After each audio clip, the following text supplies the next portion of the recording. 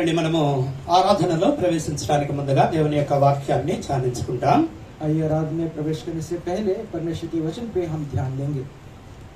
వాక్యపు వెలుగులో మన ప్రభువును మనము ఆరాధించి మహిమపరచే వారంగా ఉంటాం. और वचन के उजाले में हम अपने प्रभु परमेश्वर की आराधना और महिमा करेंगे. అందుకొరకే మార్కు సువార్త और इसके लिए हम मार्क की सुसमाचार में 10వ అధ్యాయము और उसका 10वां अध्याय 10వ అధ్యాయము 45వ వచనాన్ని అందరం కూడా కలిసి చదువుకుందాం.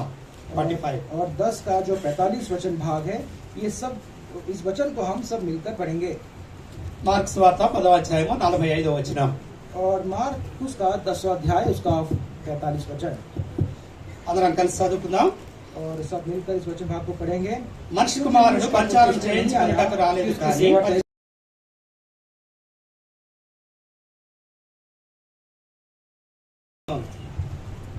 ప్రభు యొక్క సహాయం కొరకై చిన్న ప్రార్థన చేసుకుందాం. और परमेश्वर की सहायता के लिए छोटी सी प्रार्थना हम करेंगे.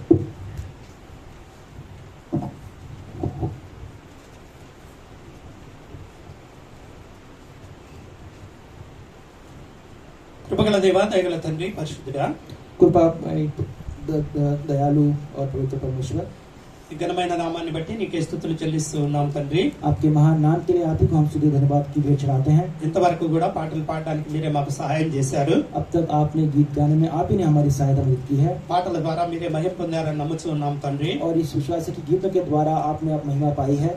ఈ సమయంలో మీ ఆరాధనలోనికి మేము ప్రవేశించనై ఉండగా और इस समय जब आराधना में हम प्रवेश करते हैं మీరు ఇచ్చినటువంటి యొక్క లేఖన భాగాలను బట్టి మీకే స్తుతులు చెల్లిస్తూ ఉన్నాం. और आपने जो वचन भाग दिया है उसी के लिए आपको स्तुति धन्यवाद भेंट चढ़ाते हैं. నీ లేఖనాలను మేము ధ్యానిస్తూ ఉన్నప్పుడు और जब इस वचन भाग पे जब हम ध्यान देते నీ हैं, దాసుడిని ప్రేమతో జ్ఞాపకం చేసుకోండి. आपके दास को बड़े प्रेम से स्मरण करें. దాసుడిని నీ గాయపడిన హస్తంతో తాకండి. आपके दास को अपने घायल के हाथों से आप छुएं. నీ పరిశుద్ధాత్మ శక్తిని అనుగ్రహించండి. और पवित्र आत्मा की शक्ति को आप अनुग्रह से दे. మా మాటలు మా తలంపులు కాదు గాని हमारे विचार हमारी बोल ना हो, నీ మాటలు నీ తలంపులనే ప్రకటించడానికి సహాయం చేయండి. लेकिन आपके विचार और आपकी बोलने में आप हमारी सहायता मदद करें. వాక్యము విని और वचन को सुनते हुए హృదయంలో భద్రపరచుకొని और हृदय में से बांधते हुए ఆ వాక్యపు వెలుగులో నిన్ను ఆరాధించడానికి సహాయం और इस చేయండి. वचन के उजाले में आपकी आराधना कर पाए ऐसी सहायता करें. ప్రతి ఒక్కరు కూడా నిన్ను ఆరాధించలాగిన కృపను हर అనుగ్రహించండి. एक आपकी आराधना कर पाए ऐसी अनुग्रह आप दीजिए. ట్రాన్స్లేషన్ లో మీరు సహాయం చేయండి. भाषांतर में भी आप सहायता मदद करें. వచ్చినటువంటి ప్రతి ఒక్కరిని బట్టి కూడా నీకే స్తుతులు చెల్లిస్తూ और वे सभी प्रिय जन के लिए आपको स्तुति धन्यवाद चढ़ाते हैं. మా ప్రభువును రక్షకుడైన యేసుక్రీస్తు నామములో ప్రార్థించి వేడుకొంచున్నాము हमारे తండ్రి. प्रभु उद्धारकर्ता के नाम में ये प्रार्थना करते हो, सुनिए और ग्रहण करें. ఆమేన్.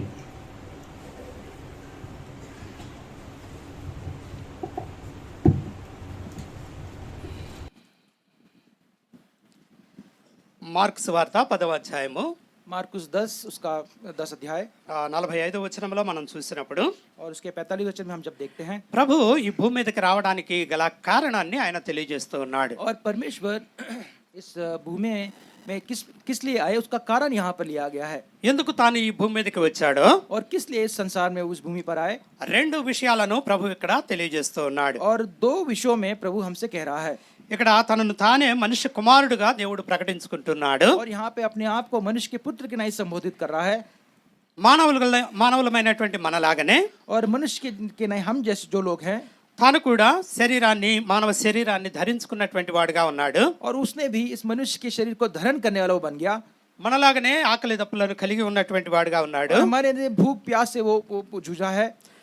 మనవలే ఆయన మానవ స్వరూపాన్ని ధరించుకున్నాడు. और हमारे लिए ही इस मनुष्य के रूप को उसने धारण किया है. ఎందుకు ఈ భూమి మీదకి వచ్చాడు అనేది తానే తెలియజేస్తూ, और किस लिए इस संसार भूमि पर आया वही हमसे कह रहा है.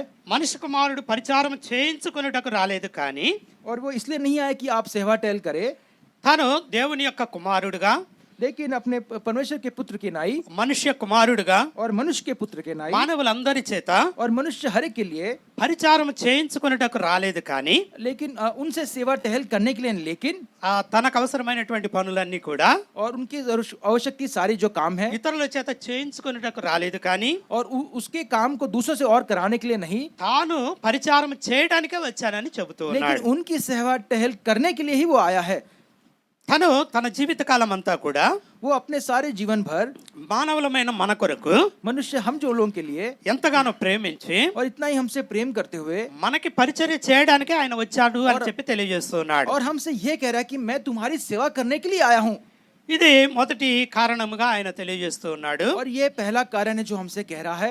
రెండవదిగా మనం చూసినట్లయితే और दूसरा कारण इसका देखें तो అనేకులకు ప్రతిగా, और बहुतों के लिए, అనేకులు అంటే నీవు నేను కూడా అందులో ఉన్నాం. और बहुत कहने से आप और मैं उसमें शामिल हो जाते हैं। భూమి మీద ఉన్నటువంటి ప్రతి ఒక్క మనిషి కూడా అందులో ఉన్నాడు. और इस संसार में सारे जो मनुष्य हैं वो सब उसमें शामिल हो जाते हैं। అనేకులకు ప్రతిగా విమోచన క్రయధనముగా, और बहुतों के लिए वो छुड़ौती का जो दान है, విమోచన క్రయధనము, और छुड़ौती का जो दाम है, విమోచించడానికి గాను छुड़ाने के लिए, చెల్లించవలసినటువంటి ధనము. और उसका जो दाम जो उसके लिए उसको चुकाना है। విమోచన ఎవరికి అవసరము అంటే ये छुड़ौती किसको चाहिए? బంధించబడినటువంటి వారికి అవసరం.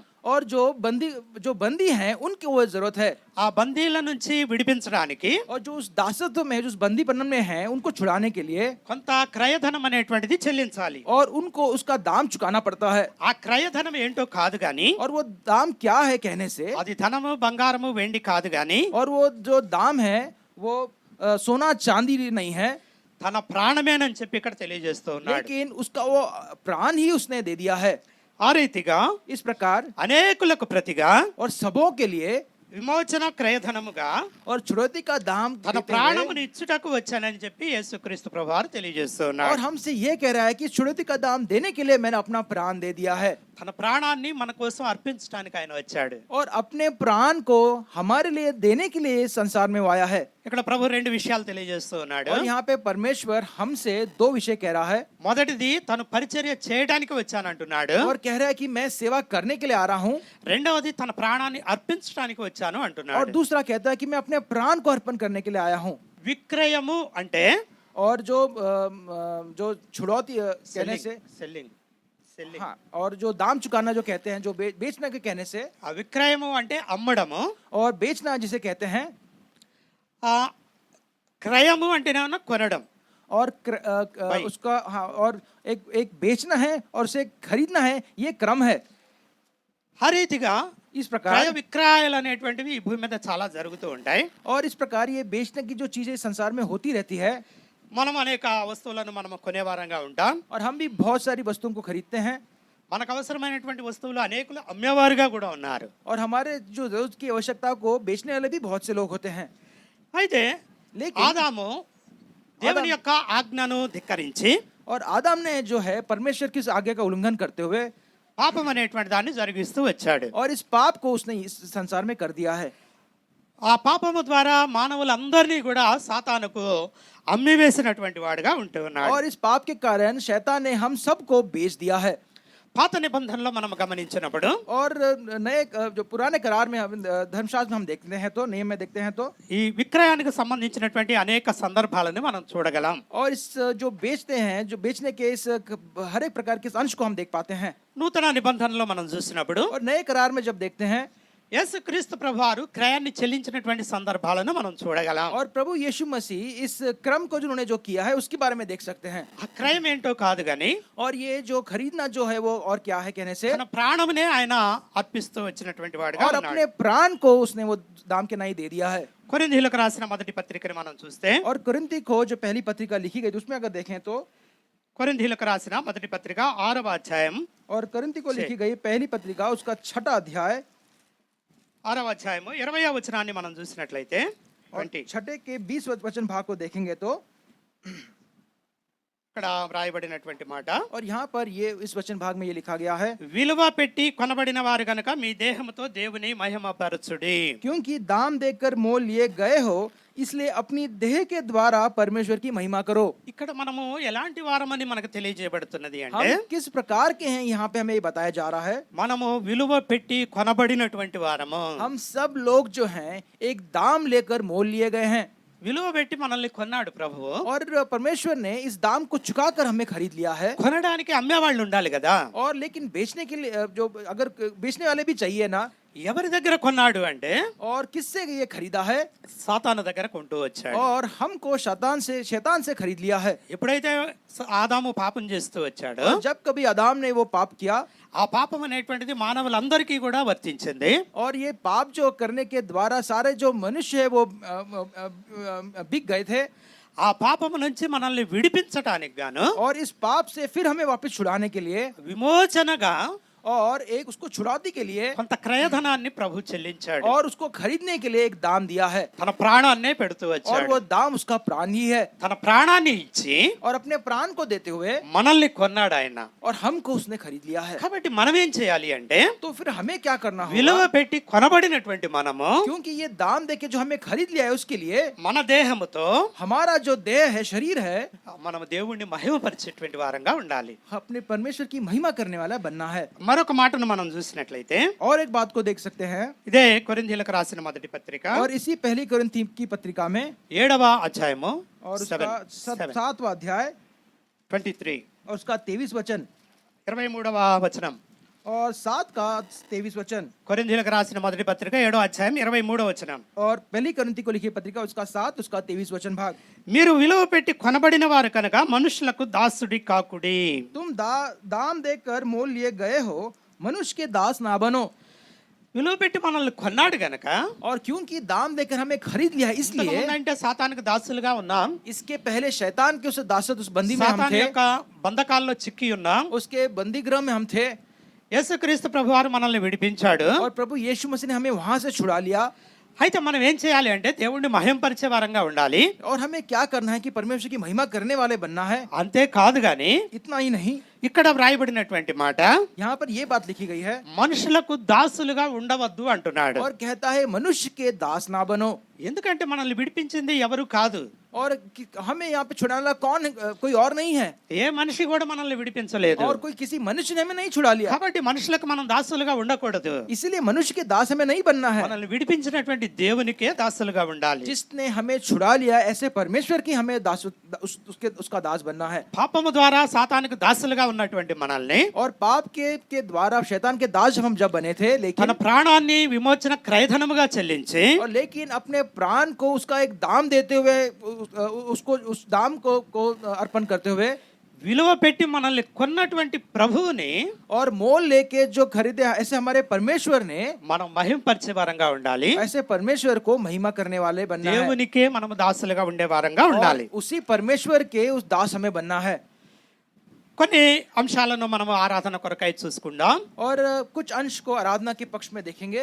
మొదటిగా మనం చూసినట్లయితే सबसे पहले हम ये देखेंगे విక్రయించినటువంటి ఆదాము మనల్ని పాపానికి సాతానికి విక్రయిస్తూ వచ్చాడు. और आदम ने जो है जिसे हमारे उसने उसके पाप के द्वारा हम सबको उसने उसको शैतान को जो बेच दिया है, తాను తినవద్దన్నటువంటి పండును తినడం ద్వారా और जिस फल को न खाने के लिए बोला गया तो उसे खाते उसके खाने के द्वारा సాతానుకు మనల్ని అమ్ముతూ వచ్చాడు. शैतान को हमको बेच दिया है సాతాను యొక్క దాసులుగా మనల్ని మారుస్తూ వచ్చాడు. और उसके बाद में शैतान के दास हम बन गए। అందుకనే అపొస్తలుడైనటువంటి పౌలు అంటున్నటువంటి మాట इसीलिए जो प्रेरित जो पौल है इस बात को कहता है। రోమీయులకు రాసినటువంటి పత్రిక और रोमी को जो लिखी गई पत्रिका में 7వ అధ్యాయము 7 చాప్టర్ और 7 रोमी को लिखी गई पत्रिका उसका 7वां अध्याय వర్స్ 14. और उसका 14वां वचन। రోమీయులకు రాసిన పత్రిక 7వ అధ్యాయము 14వ వచనాన్ని మనం చూసినట్లయితే और रोमी को लिखी गई पत्रिका में उसके 7 और उसके 14वें वचन भाग को देखेंगे तो ధర్మశాస్త్రము ఆత్మ సంబంధమైనదని ఎరుగుదుము, అయితే నేను పాపమునకు అమ్మబడి శరీర సంబంధినై ఉన్నాను అంటున్నాడు. और 14वां वचन भाग पढ़ रहा हूँ। हम जानते हैं कि व्यवस्था तो आत्मिक है, परंतु मैं शारीरिक और पाप के हाथ बिका हुआ हूँ। అపొస్తలుడైనటువంటి పౌలు प्रेरित पौल जो है తాను పాపమునకు అమ్మబడినటువంటి వాడను అంటున్నాడు. वो ये कह रहा है कि मैं पाप के नाई में बिक गया हूँ। మనము కూడా ఆ రీతిగా అమ్మబడినటువంటి వారమే. हम भी इसी नाई हम उस पाप के हाथ में बिक गए हैं। పాపమునకు మనం ఎప్పుడైతే అమ్మబడుతూ వచ్చామో और जब हम इस पाप के हाथ जब हम बिक गए, పాపము మనకు యజమానిగా ఉంటూ ఉన్నది. और पाप जो है वो हमारा स्वामी बन गया పాపానికి మనము దాసులుగా ఉంటూ ఉన్నాం. और इस पाप के हम दास बन गए। అందుకే అపొస్తలుడైనటువంటి పౌలే इसीलिए प्रेरित पौल जो है రోమీయులకు రాసినటువంటి పత్రిక 3వ అధ్యాయము और रोमी को लिखी गई पत्रिका उसके 3 अध्याय में 23వ వచనంలో और उसके 23 और 23 वचन भाग में 3:23 और रोमी के 3 और उसके 23 वचन भाग में ఏ భేదము లేదు, అందరూ పాపం చేసి దేవుడు అనుగ్రహించు మహిమను పొందలేకపోతున్నారు. और इसलिए इसके लिए सब ने पाप किया है और परमेश्वर की महिमा से रहित है। ఏ భేదము కూడా లేదు. और कहता है कि कोई भी ऐसा नहीं जिसने पाप नहीं किया, అందరూ కూడా పాపం చేసినటువంటి వాళ్ళే. सबों ने पाप किया है। ఎప్పుడైతే మనం పాపం చేస్తూ వచ్చామో और हम जब भी पाप करते रहते हैं పాపమునకు దాసులం అవుతూ వచ్చాం, और पाप का दास बन जाते हैं పాపమునకు అమ్మబడుతూ వచ్చాం. और पाप के हाथ बिक जाते हैं, ఆ రీతిగా మనం అందరము కూడా సాతానుకు అమ్మబడినటువంటి और వారము. इस प्रकार हम सभी जो लोग हैं शैतान के हाथ हम बिक गए ఆజ్ఞను అతిక్రమించడం ద్వారా और आज्ञा का उल्लंघन करने के द्वारा ఈ రీతిగా ఆదాము इस प्रकार आदम जो है మనలందరినీ కూడా సాతానుకు అమ్మివేసినటువంటి వాడుగా ఉన్నాడు. हम सभी को शैतान को उसने बेच दिया। అయితే రెండవదిగా మనం గమనించినప్పుడు दूसरा हम अंश जब ध्यान देते हैं, మన విలువైనటువంటి జీవితాలను हमारा जो मोल लिया हुआ जो हमारा जीवन है, ఇప్పుడు కూడా సాతానికి అమ్మివేస్తున్నటువంటి జనులు అనేకులను మనం చూడగలం.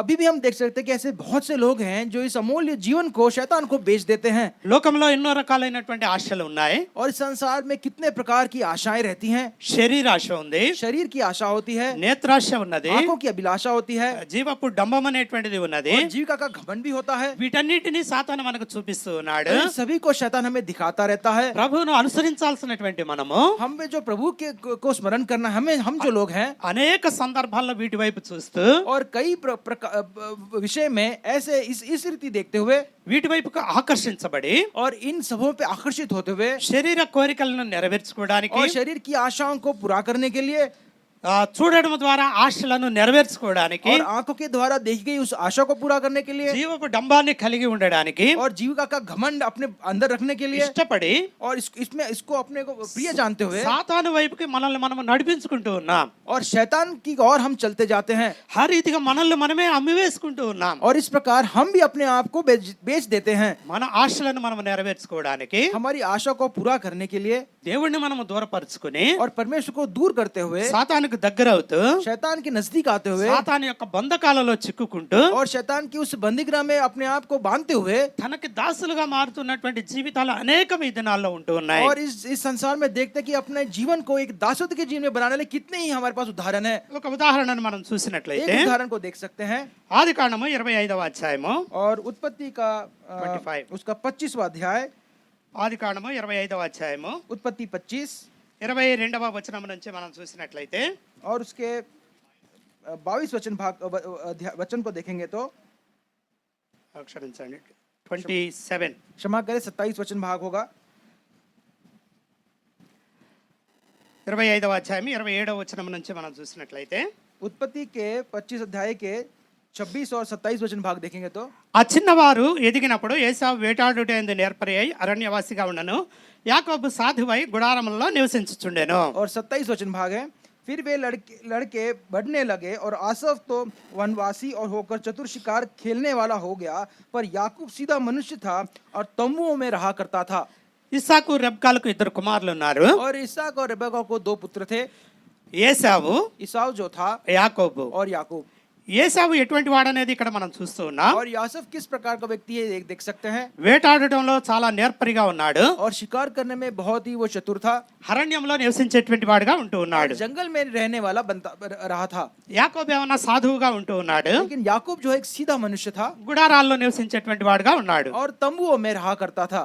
28వ వచనాన్ని మనం చూసినప్పుడు और 28 वचन भाग देखेंगे तो ఇస్సాకు ఏసావు తెచ్చిన వేట మాంసం తినుచుండెను గనక అతన్ని ప్రేమించను, రెబ్కా యాకోబును ప్రేమించను. और इसहाक जो है असाफ के आहार का मांस खाया करता था, इसलिए वो उससे प्रीति रखता था, पर रिबका याकूब से प्रीति रखती थी। ఏసావు వేటాడుటయందు నేర్పరి గనక, और एसाव जो है क्योंकि वो शिकार करने में चतुर था इसके कारण, అరణ్యంలో ఉంటూ ఉన్నాడు కనుక और जंगल में रहता था इसलिए, అనేక జంతువులను వేటాడేవాడుగా ఉంటూ ఉన్నాడు. और कई प्रकार के जो पशु पक्षियों को वो आहार के रूप में वो लेके आता था, వేటాడినటువంటి వాటిని ఇంటికి తీసుకొని వచ్చేవాడు. और ऐसे आहार को घर में लाते हुए ఆ వేట మాంసము ఇస్సాకుకు పెడుతూ ఉండేవాడు. और इस जो मांस का जो आहार है ईसा को वो देता था। ఆ రీతిగా వేట మాంసమును తిన్నటువంటి ఇస్సాకు और इस प्रकार जो इस मांस को खाते हुए जो इसहाक जो है ఏసావుని ఎంతగానో ప్రేమిస్తూ వచ్చాడు. और इसलिए आसाव से बहुत ही प्रेम रखता అయితే था। రిబ్కా యాకోబును ప్రేమిస్తూ వచ్చింది. लेकिन रिबका जो है वो याकूब से प्रेम करती उसके ऊपर वो प्रेम रखती थी। 29వ వచనంలో మనం చూసినప్పుడు 29 वचन भाग में जब देखें, ఒకనాడు యాకోబు కలగూర వంటకము వండుకొని చూడగా ఏసావు అలసిన వాడై పొలంలో నుండి వచ్చి एक दिन याकूब भोजन के लिए कुछ दाल पका रहा था और असा जंगल से थका हुआ आया। ఒకానొకనాడు ఏం జరిగింది అంటే और एक दिन ऐसा घटा ఏశావు పొలంలో నుంచి అలసిపోయి వచ్చాడు. और ये जो एसाव जो है वो जंगल से थोड़ा थक कर आ गया। ఆ అలసిపోయి వచ్చేసరికి యాకోబు ఏం చేస్తూ ఉన్నాడు అంటే और जब वो थक कर जब घर पे आया तो जो याकूब है वो क्या कर रहा था, కలగూర వంటకం అనేది వండుతూ ఉన్నాడు. और उसके जो एक जो पकवान है दाल का वो बना रहा था। కలగూర వంటకము అంటే और जो दाल का पकवान बनाने से మిక్స్డ్ వెజిటబుల్స్, और जो हाँ यहाँ पे दाल लिखा है लेकिन जो जो जो सारी जो सब्जियां हैं అన్ని రకాల కూరగాయలను కలిపి వండుతూ ఉన్నాడు. और सारी सब्जियों को मिलाकर वो वहाँ पे वो बना रहा था। ఏసావు ఏమంటూ ఉన్నాడు అంటే और आसफ क्या कहता है, 30వ వచనంలో మనం చూసినప్పుడు और 30 वचन भाग में वो लिखा है, నేను అలసి ఉన్నాను, ఆ ఎర్రగానున్న దానిలో కొంచెం దయచేసి నాకు పెట్టుమని అడిగాను. मतलब यासूब ने याकूब से कहा वो जो लाल वस्तु और उसी लाल वस्तु में से मुझे कुछ खिला। ఇప్పుడైతే నేను చాలా అలసిపోయి ఉన్నాను, अब मैं थोड़ा सा थका हुआ हूँ నువ్వేదో వండుతున్నావు కదా, और तुम कुछ बना रहे हो, అది చూస్తే కళ్ళకి ఎర్రగా కనబడుతూ और ఉన్నది. वो मेरी दृष्टि में बहुत लाल लाल दिखाई दे रही है, నాకైతే ఇప్పుడు చాలా ఆకలిగా ఉన్నది, और मुझे तो बहुत भूख लगी है, కొంచెం నాకు కూడా పెట్టు అని చెప్పి యాకోబుని అడుగుతూ और వచ్చాడు. मुझे भी थोड़ा सा भोजन दे दे ये कह रहा है। అది ఎర్రగా ఉన్నది కనుక और क्योंकि वो लाल है इसलिए, అందుచేత అతని పేరు ఎదోము అనబడెను.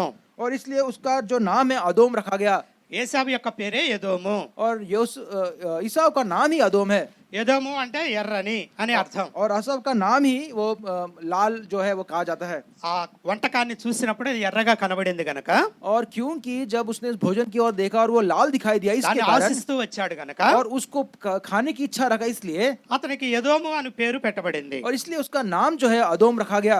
31 వర్స్ 31 మనం చూసినట్లయితే, और 31 वचन यदि देखें, అందుకు యాకోబు నీ జ్యేష్ఠత్వము నేడు నాకు ఇమ్మని అడుగగా, और याकूब ने कहा अपना पहलौठा का अधिकार आज मेरे हाथ बेच दे। అయితే యాకోబు ఏమంటూ ఉన్నాడు అంటే और याकूब यहाँ पर क्या कह रहा है, నేను ఎంతో కష్టపడి వండుతా ఉన్నాను, मैंने तो बड़ा परिश्रम करके मैं भोजन बनाया నేను है, ఊరికినే నీకు పెట్టాలా ఏంటి, और क्या मैं ऐसी तुझे दे दूं, నువ్వు నా సోదరుడు అయితే కావచ్చు, तू मेरा भाई तो है, నువ్వు నాకు అన్నవైతే కావచ్చు तू గాని मेरा बड़ा भाई है, लेकिन నేనైతే వండిన వంటకాన్ని ఊరికే పెట్టను, मैंने जो भोजन तैयार किया है, ऐसे मैं तुझे नहीं दूंगा। నీ జ్యేష్ఠత్వాన్ని నాకు అమ్ము तेरे అంటున్నాడు. पहलौठे का अधिकार तू मुझे दे दे। జ్యేష్ఠత్వము అంటే और पहलौठे का अधिकार कहने से, మొట్టమొదట పుట్టినటువంటి కుమారునికి ఉండేటువంటి హక్కు, और जो सबसे पहला जो पुत्र जो पैदा होता है उसका वो अधिकार, ఆ మొదటి వాడు అనేటువంటి హక్కుని అది తెలియజేస్తూ ఉంటుంది. और जो पहले पुत्र का जो अधिकार है तू मुझे दे दे कह रहा है।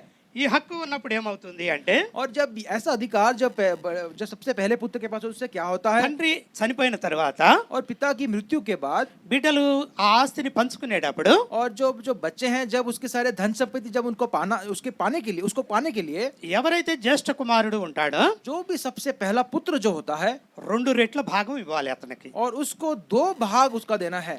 ఆ రీతిగా జ్యేష్ఠత్వానికి ఒక ప్రత్యేకమైనటువంటి గుర్తింపు ఉన్నది. और इसीलिए जो सबसे पहला पुत्र है उसको देने का ये उसके लिए वहां पे एक योजना कर रखी है। ఈ దినాల్లో అయితే అందరూ సమానంగానే పంచుకుంటారు కానీ और इन दिनों में तो सभी बच्चों को समान मिलता है, ఆ దినాల్లోనైతే ఆ విధంగా లేదు. लेकिन उन दिनों में इस प्रकार नहीं था। జ్యేష్ఠ కుమారునికి 2 భాగాలు ఇవ్వాలి. और जो पहला पुत्र था, जो पहलौठा पुत्र कहते हैं, उसको 2 भाग देना है।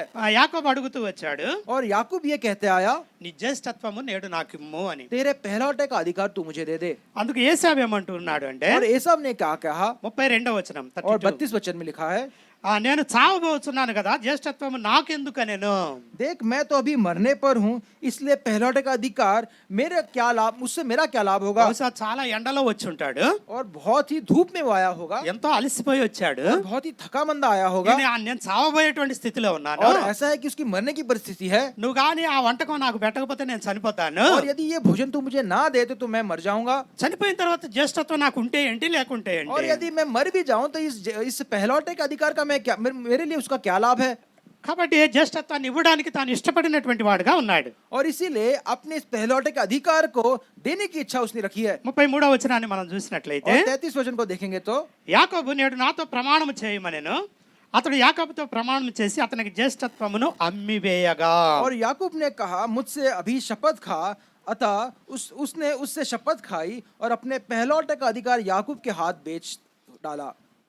ఇక్కడ నువ్వు మాట చెప్పడం కాదు గాని, और यहाँ पे बात बोलना इतना ही नहीं, నాకు ప్రమాణం చేయని యాకోబు అడుగుతూ और ఉన్నాడు. कह रहा है कि तू शपथ खा, तू शपथ खा और इस बात के लिए, అప్పుడు ఏశావు యాకోబుతోటి ప్రమాణం చేసి और जब फिर इस प्रकार एसव ने ये शपथ खाई ఆ కలగూర వంటకము కొరకు और उस लाल उस जो पकवान के लिए తన జ్యేష్ఠత్వమును అమ్మి వేసినటువంటి వాడుగా ఉన్నాడు. और अपने उस पहले पुत्र पहलौठे के अधिकार को उसने उसे बेच दिया. ఈ దినాల్లో మనము కూడా और आज के दिनों में हम सब जो लोग हैं మన యొక్క విలువైనటువంటి జీవితాలను और हमारी जो इस अमूल्य जो जीवन में ఏశావు వంటకం కోసం జ్యేష్ఠత్వాన్ని అమ్ముకున్నట్లుగా और असाव के इस जो भोजन के लिए अपने इस अधिकार को पहलौठे के अधिकार को बेचते हुए తను చూసినప్పుడు ఎర్రగర్రగా ఎంత ఆశ కలిగించింది. और जब उसे उसकी ओर जब देखते हैं तो वो लाल प्रकार कितना ही आकर्षित हमें दिखाई देता है దానికోసం ఆశపడినటువంటి వాడిగా ఉన్నాడు. और उसके लिए उसको उसने आशा रखी है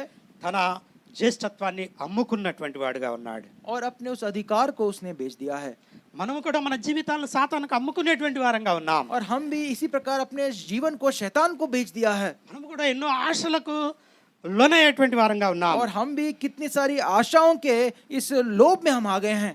ఆ రీతిగా మనము కూడా సాతానుకి అమ్మబడినప్పుడు और इस प्रकार हम जो भी है शैतान को ऐसे इस प्रकार जब बेच दिए गए అమ్మబడినటువంటి మనల్ని और जो खरीद जो हमको जिस जो बेच दिए हम जो लोग हैं ఎస్తేరు గ్రంథంలో చూసినట్లయితే और एस्तर की पुस्तक में देखेंगे तो ఎస్తేరు కూడా అంటుంది మేము అమ్మబడినటువంటి వారము అని. और एस्तर भी कहते हैं कि हम जो हैं वो बेचे गए हुए लोग हैं. కాబట్టి అమ్మబడినటువంటి వాళ్ళు हम जो बेचे हुए लोग हैं బానిసలుగా ఉన్నటువంటి వాళ్ళు और जो दासत्व में जो लोग हैं అటువంటి వారిని విడిపించడానికి और ऐसे लोगों को छुड़ाने के लिए యేసుక్రీస్తు ప్రభువారు ఈ భూమి మీదకి వచ్చాడు. प्रभु यीशु मसीह इस संसार में उनके लिए आया है విమోచించడానికి గాను और छुड़ाने के लिए కొంత క్రయధనాన్ని చెల్లించడానికి ఇష్టపడుతూ और వచ్చాడు. उनको वापस खरीदने के लिए कुछ दाम देने के लिए वो आया है.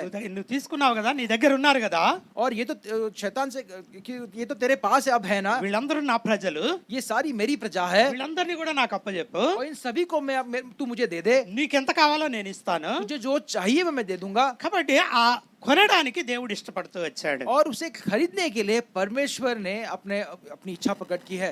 ఏదైనా సరే మనం కొనాలి అంటే और कुछ भी यदि हमें खरीदना होगा तो న్యాయమైనటువంటి ధరని నిర్ణయించాలి. और उसका जो सही दाम है उसे चुकाना होता है. వస్తువు తయారు చేసినటువంటి వాళ్ళు और जो किसी वस्तु को यदि वो तैयार ఆ करते हैं వస్తువుల్ని అమ్మాలి అనుకున్నప్పుడు और जब उस वस्तु को जब उन्हें बेचना होता है దాన్ని ఎంత కమ్మాలో నిర్ణయించుకునేటువంటి స్వేచ్ఛ వాళ్ళకు ఉంటూ ఉన్నది. और कितने दाम में उसे बेचना है और वो उसका सही दाम क्या है उस पर विचार करते हैं. ఈ దినాల్లో మనం ప్రతి వస్తువు మీద కూడా ఎంఆర్పి అనేటువంటి దాన్ని చూస్తాం. और आज के दिनों में हर एक वस्तु जब हम खरीदते हैं एमआरपी शब्द उस पर लिखा जाता है मैक्सिमम रिटेल प्राइस. और उसका जो सबसे ज्यादा दाम जो उसका जिसमें उसे खरीदा जा सकता है. ఎంఆర్పి అంటే అది ఆ రేటు అంతవరకు కూడా ఎంతైనా అమ్ముకోవచ్చు అని. और उसका अर्थ यह है कि एमआरपी कहने से जितना दाम उस पे लिखा गया है उतने दाम तक ही उसे खरीदा जा सकता है. దానికంటే తక్కువకైనా అమ్ముకోవచ్చు. और उसके नीचे भी उसे बेचा जा सकता అది है. అమ్మేవాని యొక్క ఇష్టం అది. और जो बेच रहे हैं उनकी वो इच्छा होती है మాక్సిమం అదే రేట్ ఉంటుంది, और लेकिन सबसे अधिक दाम उस पे जो लिखा है वही हो सकता దానికంటే है, తక్కువైనా ఉంటుంది. या तो उससे कम भी उसे बेच सकते हैं. కాబట్టి ఒక వస్తువుని అమ్మాలి అన్నా यदि एक वस्तु को बेचना होगा तो లేదు మనం ఒక వస్తువుని కొనాలి అన్నా यदि हमें किसी वस्तु को खरीदना होगा तो దానికి న్యాయమైనటువంటి ధరని ముందుగా నిర్ణయించాలి. उसका अर्थ है कि उसके सही दाम को वहां पे उसमें हमें उसके ऊपर ध्यान देना होगा. ఒక్కొక్కసారి కొన్ని వస్తువుల్ని మనం చూసినప్పుడు और इस प्रकार कई वस्तु को हम देखते हैं तो వాటి రేటుని మనం గమనించినప్పుడు और उसका दाम जब हम देखते हैं ఆ వస్తువుని రేటుని మనం కంపేర్ చేసినప్పుడు और जब उसके दाम को और एक वस्तु के साथ जब हम उसकी तुलना करते हैं అబ్బో రేటు చాలా ఎక్కువగా ఉందని కొన్ని మనం కొనము. और यदि उसकी तुलना में उसका दाम ज्यादा होगा तो हम नहीं खरीदते, ఎందుకంటే ఆ వస్తువుకి అంత రేటు ఉండదు అని చెప్పి మనకు ఒక అభిప్రాయం ఉంటుంది. क्योंकि हमें पता है कि इस वस्तु का दाम तुलना में अधिक है, हमें मालूम है. ఆ వస్తువుని చూసినప్పుడు అది చాలా ఎక్కువగా ఉంది కనుక మనం కొనం దాన్ని. क्योंकि उसका दाम अधिक है इसलिए हम उसे नहीं खरीदते. కాబట్టి ఏదైనా ఒక వస్తువుని మనం కొనాలి అన్నా और यदि कोई भी वस्तु हमें खरीदनी है तो అమ్మేవాళ్ళు అమ్మాలి అన్నా और बेचने वाले यदि उसे बेचने हैं तो న్యాయమైనటువంటి ధర అనేటువంటిది నిర్ణయించాలి. और उसका सही दाम को चुकाना हमें पड़ता है. దావీదును మనం చూసినప్పుడు दाऊद के विषय में जब देखते हैं తను జనసంఖ్యను లెక్కించడానికి సాతాను చేత और ప్రేరేపించబడినప్పుడు जब जनगणना जब करने के लिए जब शैतान ने उसे प्रेरित किया దేవుడు తెగులును పంపిస్తూ వచ్చాడు. और తెగులు వైరస్ हाँ जो मरी को परमेश्वर ने जब उसके ऊपर वहां पे जब भेजा ఒక దినాన్నే 70,000 మంది చనిపోతూ వచ్చారు. और 70,000 लोग जो है मर चुके हैं. అయితే దేవుడు దావీదు దేవుడిని వేడుకున్నాడు. लेकिन दाऊद ने परमेश्वर से विनती की. ఆ తెగులు ఆగిపోయింది. और उस मरी को वहां पे रोका गया। అయితే దేవుడు ఏం చేశాడంటే నాకు ఒక బలిపీఠాన్ని కట్టమన్నాడు. और परमेश्वर ने कहा वहां पे एक वेदी मेरे लिए खड़ा कर। దినవృత్తాంతాలు మొదటి గ్రంథాన్ని మనం చూసినట్లయితే और पहला इतिहास 21 और उसका 21 वचन भाग हम देखेंगे तो దినవృత్తాంతాలు మొదటి గ్రంథము 21వ అధ్యాయము और पहला इतिहास 22వ వచనం నుంచి మనం చూసినట్లయితే और पहला इतिहास उसका 22 22 और उसका 21 का 21 22 हम देखेंगे तो 21 22 और 21 का 22 वचन भाग देखेंगे तो ఈ తెగులు జనులను విడిచిపోవునట్లుగా ఈ కళ్ళపు ప్రదేశమందు నేను యెహోవాకు ఒక బలిపీఠమును కట్టించుటకై దాన్ని నాకు తగిన క్రయమునకిమ్మని దావీదు ఓర్నానుతో అనగా और तब दाऊद ने अर्नोन से कहा इस खलिहान का स्थान मुझे दे दे कि मैं इस पर यहोवा की एक वेदी बनाऊं और उसका पूरा दाम लेकर उसे मुझको दे कि ये विपत्ति प्रजा पर से दूर की जाए। ఎక్కడైతే దావీదు బలిపీఠం కట్టాలి అనుకున్నాడో और जहां पर दावीद ने ये विचार किया कि यहाँ पर मैं वेदी ఆ बनाऊं స్థలము ఓర్నాన్ అనేటువంటి వ్యక్తికి और చెందినటువంటిది. ये स्थान जो है उन्नन इस व्यक्ति का था। ఆ ఓర్నాన్ తోటి దావీదు మాట్లాడుతూ ఉన్నాడు. और उन्नान से जो दावीद वो बात कर रहा है ఇక్కడ నేను దేవునికి బలిపీఠం కట్టాలి. और यहाँ पे परमेश्वर के लिए एक वेदी बनानी ఈ है స్థలం యొక్క వెల ఎంతో న్యాయమైనటువంటి వెల నాకు తెలియజేయి అంటున్నాడు. और इस स्थान का जो सही दाम है ये मुझे दे उसको मुझे पता था कि इसे मैं खरीद लूं తగిన క్రయమునకు నాకు ఇవ్వమంటున్నాడు. और इसका जो सही दाम है तू मुझे बता दे తగిన వెల నువ్వు చెప్పినట్లయితే और सही दाम यदि तू मुझे बताएगा నేను तो దాన్ని చెల్లిస్తాను అని చెప్పి और उसे అంటున్నాడు. मैं उस पूरे दाम को मैं चुका दूंगा। అయితే 23వ వచనాన్ని మనం చూసినప్పుడు और 23 23 वचन जब देखेंगे ఓర్నాను రాజైన నా ఏలినవాడు దాన్ని తీసుకొని తన దృష్టికి అనుకూలమైనట్టు చేయనుగాక ఇదిగో దహన బలులను ఎద్దులు కట్టెలకై నురిపిడి సామాగ్రి నైవేద్యమునకు గోధుమ పిండి ఇది అంతయు నేను ఇచ్చేదనని దావీదుతో అనెను. ओर्ना ने दाऊद से कहा इसे ले ले और मेरे प्रभु राजा का जो कुछ भाए वो वही करे।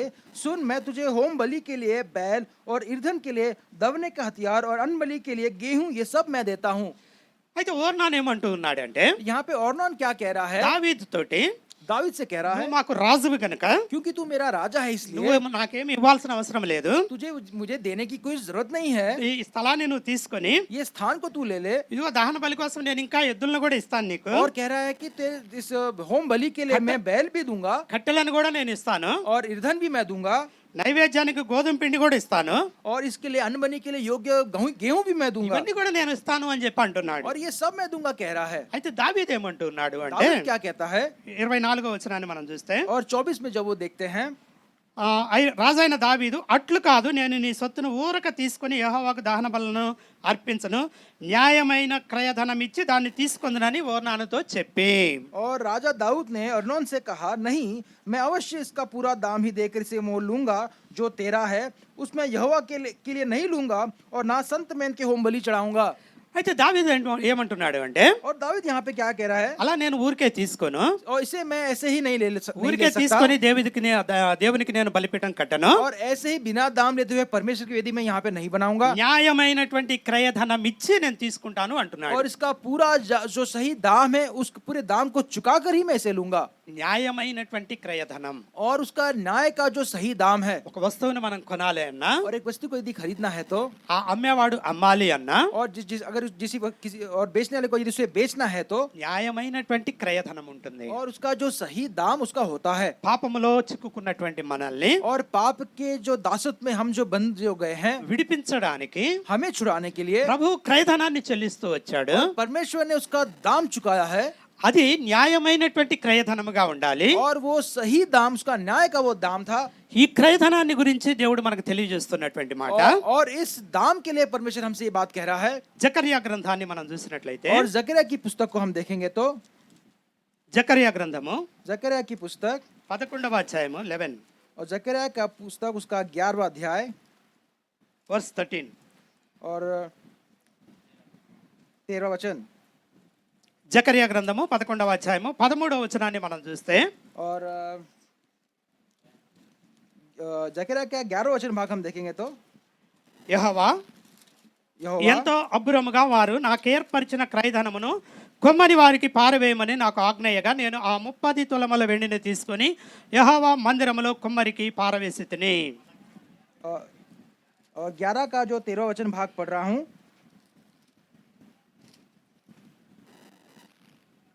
तब यहोवा ने मुझसे कहा इन्हें कुम्हार के आगे फेंक दे ये भारी दाम है जो उन्होंने मेरा ठहराया है। तब मैंने चांदी के उन 30 टुकड़ों को लेकर यहोवा के घर में कुम्हार के आगे फेंक दिया।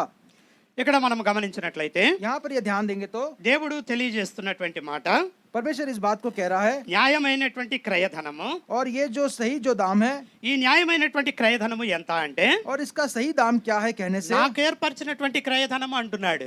और जो मुझे देने वाला जो सही दाम है, దేవుని కొరకు ఏర్పరచబడినటువంటి క్రయధనం అది. और परमेश्वर के जो सही योग है वो ये दाम है। సాతాను నుంచి మనల్ని విడిపించడానికి గాను और शैतान को से छुड़ाने के लिए దేవుడు చెల్లించవలసినటువంటి క్రయధనాన్ని और परमेश्वर ने जिस दाम को चुकाना है, ఇక్కడ మనకి తెలియజేస్తూ ఉన్నాడు. और उसके बारे में यहाँ पर लिखा गया है, నాకు ఏర్పరిచినటువంటి క్రయధనము అంటున్నాడు. और कहता है कि क्या ये भारी दाम जो है, ఎంత అంటే 30 తులముల వెండి. और कितना कहने से, चांदी के 30 टुकड़े, 30 తులాల వెండి. और चांदी के 30 टुकड़े।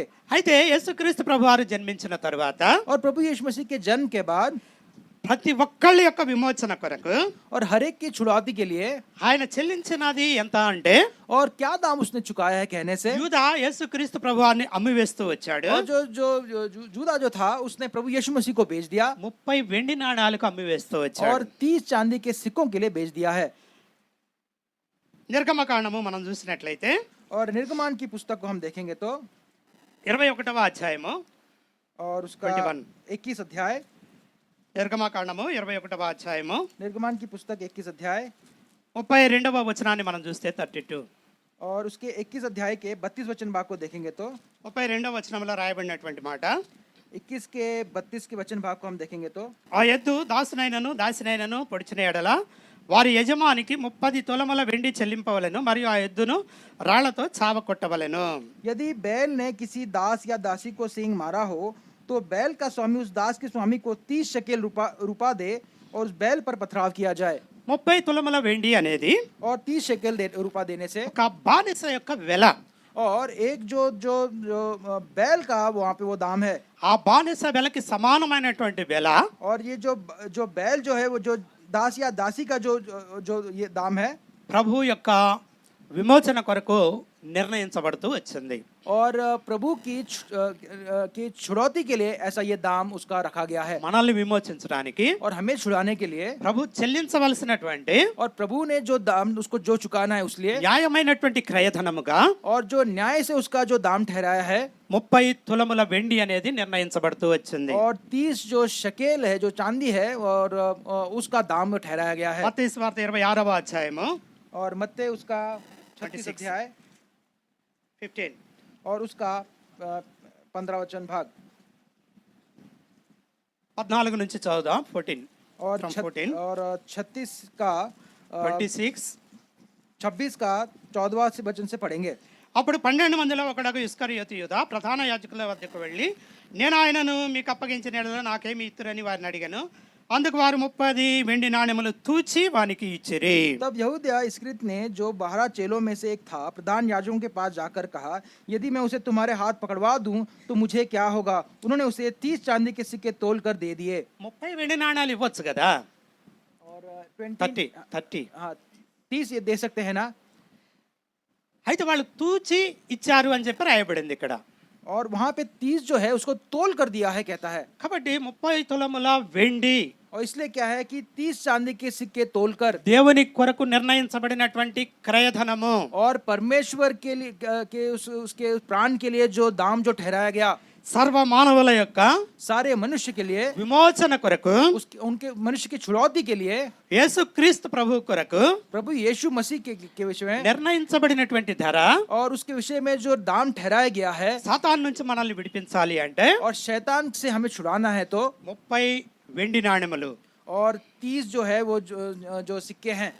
అయితే యేసుక్రీస్తు ప్రభువారు और प्रभु यीशु मसीह जो है తను తానే అర్పించుకొని और अपने आप को ही अर्पण करते हुए, 30 తులముల వెండి కంటే కూడా, और 30 इस सिक्कों से ज्यादा, బంగారం కంటే కూడా, और चांदी सोने से भी ज्यादा, మనిషికి ప్రాణం అనేటువంటిది ఎంతో విలువైనటువంటిది. और मनुष्य के लिए प्राण जो है उसके लिए कितना है वो महत्वपूर्ण है। తన ప్రాణాన్ని పోగొట్టుకోవడానికి ఎవరు కూడా ఇష్టపడరు. अपने प्राण को छोड़ देने के लिए कोई इच्छा नहीं रखता है। తనకు నిర్ణయించబడినటువంటి ఆ 30 తులముల వెండి కంటే బదులుగా और ऐसे 30 चांदी के सिक्कों के बजाय ప్రభు ఏం చేస్తూ వచ్చాడు అంటే और परमेश्वर ने क्या किया है తన్ను తానే అర్పించుకుంటూ వచ్చాడు. और अपने आप को ही अर्पण कर दिया है అందరి కొరకైనటువంటి విమోచన క్రయధనముగా और सभी के लिए छुड़ौती का दाम के लिए తన ప్రాణాన్ని ఆయన అర్పిస్తూ వచ్చినటువంటి వాడుగా ఉన్నాడు. और अपने प्राण को ही उसने अर्पण कर दिया है। తిమోతికి రాసినటువంటి మొదటి పత్రికను మనం చూస్తే और तिमोथी को जो पहली पत्रिका वो लिखी गई है उसको यदि हम देखेंगे तो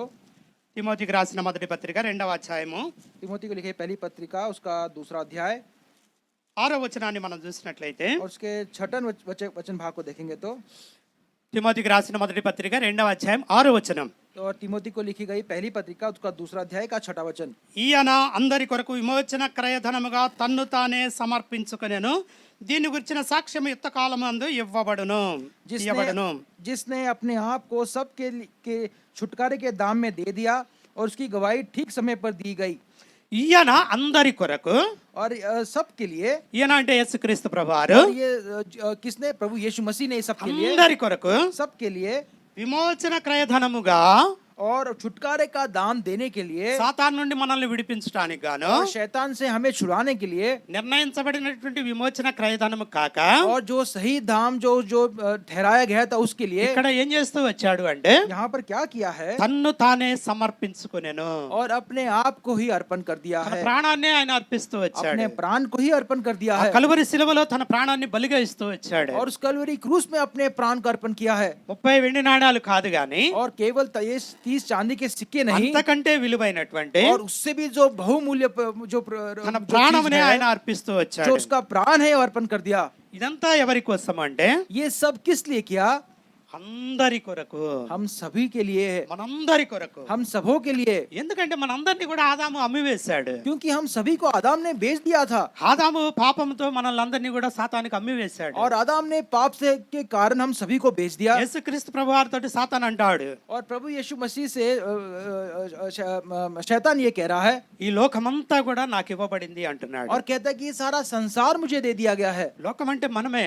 और संसार कहने से हम लोग మనమంతా हैं, కూడా సాతానికి అప్పచెప్పబడ్డాం. सभी जो शैतान को दे दिए गए थे। ఆదాముని చేసిన తర్వాత और आदम के काम के बाद దేవుడు ఆదాంతో చెప్పినటువంటి మాట, और परमेश्वर ने आदम से ये बात कहा మీరు ఫలించి అభివృద్ధి చెంది और तुम फलवंत हो और संसार को भर दो ఈ భూమిని నిండించి और इस भूमि में तुम अपने आप को దానిని स्थापित करो ఏలుడి అంటున్నాడు. దానిని ఏలుడి. और उस पे प्रभुता राज्य करो। ఆ, ఆదాముకి మొట్టమొదట భూమి మీద అధికారాన్ని అప్పచెప్తూ వచ్చాడు. और सबसे पहले जो है आदम को इस संसार पे उसका राज्य दिया, उसको उस ప్రతి पर ఒక్క प्रभुता దాని మీద दिया था। అధికారాన్ని అప్పచెప్తూ వచ్చాడు. ప్రతి ఒక్క దాని మీద और అధికారం. हर एक के ऊपर उसको अधिकार दिया था। అయితే ఆదాం ఏం చేస్తూ వచ్చాడు लेकिन అంటే आदम ने क्या किया है పాపమునకు దాసుడై और पाप का दास बनते हुए తినవద్దన్నటువంటి పండు తినడం ద్వారా और जिसे नहीं खाने को कहा गया तो वो खाकर సాతానుకు దాసుడిగా మారి शैतान के दास का रूप में बदलकर తను తాను మనల్ని అందరినీ కూడా సాతానుకు అప్పచెప్పాడు. और हम सभी को शैतान को उसने उसको बेच दिया है। తనకు దేవుడిచ్చినటువంటి అధికారాన్ని అంతటిని కూడా సాతానుకి బదిలీ చేశాడు. और उसको जो अधिकार परमेश्वर ने दिया था वो सारे अधिकार को शैतान को उसने दे మనల్ని दिया। విడిపించాలి అంటే और अब हमको छुड़ाना है तो సాతాను ఒక కండిషన్ పెడుతూ వచ్చాడు. और शैतान ने यहाँ पर एक जो उसका एक కండిషన్ कंडीशन एक हाँ एक परिस्थिति उसकी रखी गई है, एक शर्त रखी गई है। అయితే దేవుడు నువ్వు నాకు మొక్కినట్లయితే నేను వీళ్ళందరినీ కూడా నీకు అప్పచెప్తానన్నాడు. और हाँ और शैतान को उसने प्रभु यीशु से कहा यदि तू मुझे दंडवत करेगा तो ये सब तुझे मैं दे दूंगा। ఆ సాతాను ఆశ ఏంటంటే और शैतान की आशा ये है దేవుని కంటే గొప్పగా ఉండాలి అని. और परमेश्वर से महान उसे बनना है। కాబట్టి యేసుక్రీస్తు ప్రభు నువ్వు నాకు మొక్కు అంటున్నాడు. और इसलिए प्रभु यीशु मसीह तू मेरा दंडवत कर कहता है। అయితే ప్రభు ఏమన్నాడు అంటే సాతానికి మొక్కలేదు కానీ और लेकिन प्रभु ने तो उसको दंडवत नहीं किया, నీకు और ఎంత उससे ये క్రయం कहा చెల్లించాలో చెప్పు నేను ఇస్తానన్నాడు. और तुझे इसका क्या दाम देना होगा तू मुझसे कह।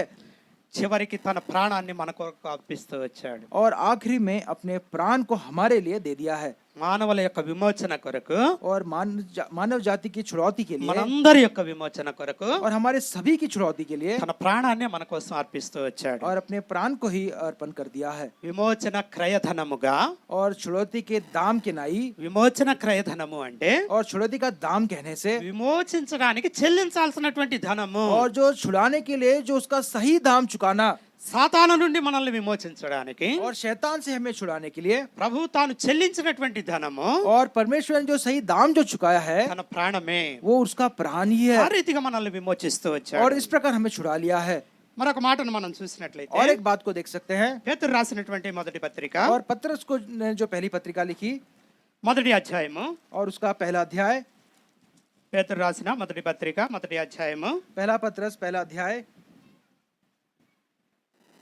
19వ వచనాన్ని మనం చూసినట్లయితే और 19 और उसका 19 वचन भाग देखेंगे तो 19 అమూల్యమైన రక్తము చేత అనగా నిర్దోషమును నిష్కళంకమునకు గొర్రెపిల్ల వంటి క్రీస్తు రక్తము చేత విమోచింపబడితురని మీరు ఎరుగుదురు కదా. पर निर्दोष और निष्कलंक मेमना अर्थात मसीह के बहुमूल्य लहू के द्वारा हुए हो।